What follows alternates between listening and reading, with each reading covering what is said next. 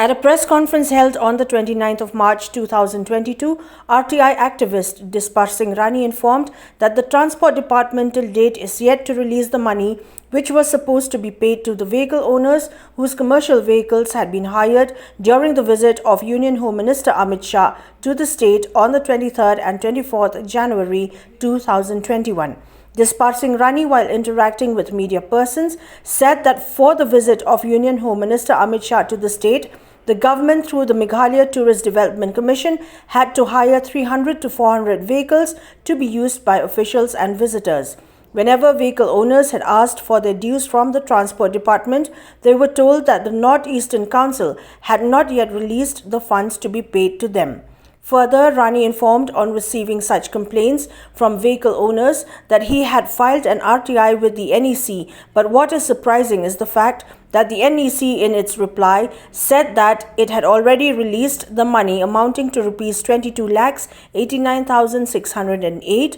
to the government of Meghalaya through the Commissioner of Transport. Kejingwan jo Amit Shah aga artway aga arlai tarik arsau tarik Januari arja artway. Tikani jingwan jo Amit Shah klapelong ya ka Government of Meghalaya leng baka Meghalaya Tourist Development Corporation banwai kali na benta laispa adu saus-sauspa teli lawai kali. Hadin bade wai kali te nagini try kali kelali pan bisa. Lipan bisa ki ong ba ka NEC kampat release ka fund.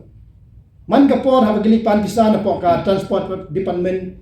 ka juba kalong ba kampat release ka fund na po NEC. Tikata ka jing complain jong ki ka pelong yang banyarap ya kita ki sauspa teli ke kali. Te hadin bangalap ngayale ada RTI apa NEC ndai kaba snow komik pa snow pla kalong ba kata ka jingong jongki 4 yo phone na po NEC ndai ka RTI report ka bangayo na po NEC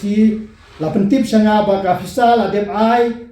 siapa ka Government of Meghalaya leng ba Commissioner of Transport hadu R4R lak pra pu khandai hajar drius pa pratangka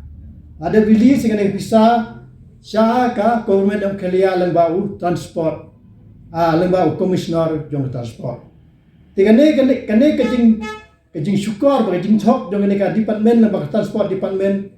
kalong ka ka bomla pediang namar ba kini ki beliau bentar teng bomdon gamai.